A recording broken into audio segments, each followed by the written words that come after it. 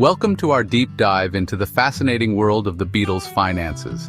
Today, we'll explore how the Fab Four navigated the complex waters of money management, from their humble beginnings to their global superstardom and beyond. Let's unravel the financial journey of one of the most influential bands in history.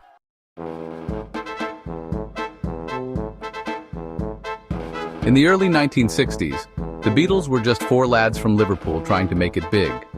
Their initial financial situation was far from glamorous. Under Brian Epstein's management from 1962, the band members were paid a mere £25 a week each, equivalent to about $40 in US currency at the time. This might sound shockingly low, but it's important to remember that the Beatles were still relatively unknown.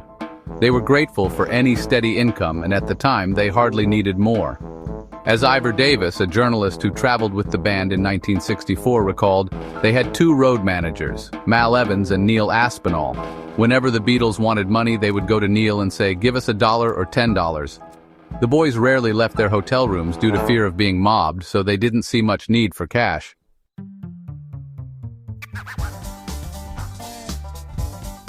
The Beatles' first record deal with EMI, negotiated by Brian Epstein in 1962, was far from lucrative. The contract granted the band 1 penny per record sold, which was split among the four members. This meant each Beatle earned just a quarter of a penny per record. This deal might seem exploitative by today's standards, but it was fairly typical for the time. EMI was taking a risk on an unproven band, and the Beatles were eager for any opportunity to record and distribute their music.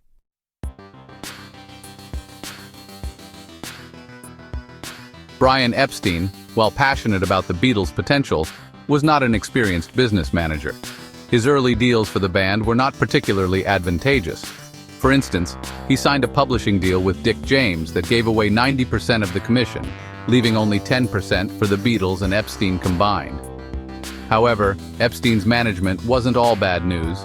He negotiated a new contract with the band in October 1962, which gave him 15, 20, or 25% of revenues, depending on how much he helped the band earn.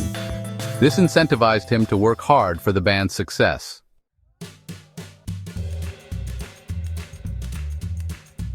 As the Beatles' popularity exploded, their financial situation improved dramatically. By 1964, Epstein had renegotiated their deal to earn 49% of revenue. The band was finally starting to see significant returns from their unprecedented success. However, their naivety about financial matters persisted. Paul McCartney later recalled, "When we first got some real money, we were talking to accountants, and they asked us what we were going to do with it. We said we'd put it in the bank. Those were still the days when you could actually make money on the interest on a savings account. But they said, no, that's not what you do. You've got to invest it. I didn't want to do that because I considered investment too risky."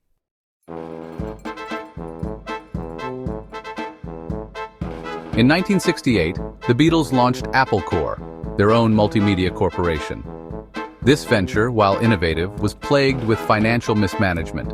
In just 7 months, Apple Corps reportedly lost around 200,000 British pounds, equivalent to about $4.8 million in today's US dollars.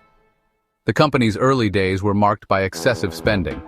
The office was furnished with expensive antiques, and around 600 British pounds, about $14,600 today, was spent on alcohol every month. Free spending and lack of business acumen led to significant losses.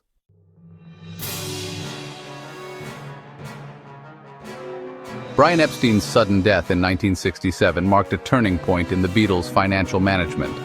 Without Epstein's guidance, many financial issues were left unresolved. The band faced increasing scrutiny from tax authorities, and disagreements over money began to strain their relationships. In 1969, the appointment of Alan Klein as their new business manager caused further discord, particularly with Paul McCartney.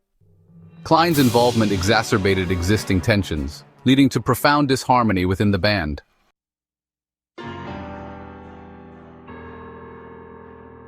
The financial complications reached their peak during the Beatles' breakup.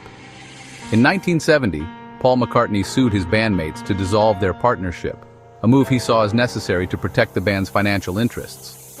McCartney had found discrepancies in the accounting ledgers handled by Klein's company, AB Keiko Music and Records Inc., which had failed to produce valid accounts since 1966. This prompted legal demands from the Inland Revenue and led to protracted litigation that didn't conclude until 1974.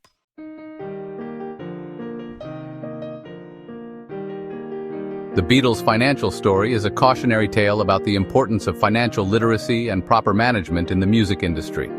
Despite their immense success, the band faced numerous financial challenges due to inexperience, poor advice, and mismanagement. Now, here's a question for you to ponder. Do you think the Beatles would have been even more successful financially if they had better financial guidance from the start?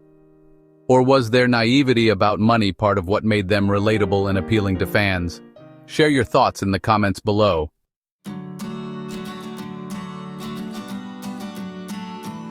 Despite their financial missteps, the Beatles' legacy has only grown stronger over time.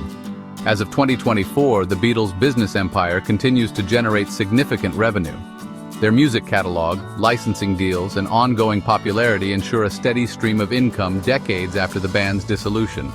The Beatles' story teaches us valuable lessons about the importance of financial literacy, the need for trustworthy advisors, and the potential pitfalls of sudden wealth. It's a reminder that even the most successful artists can struggle with money management.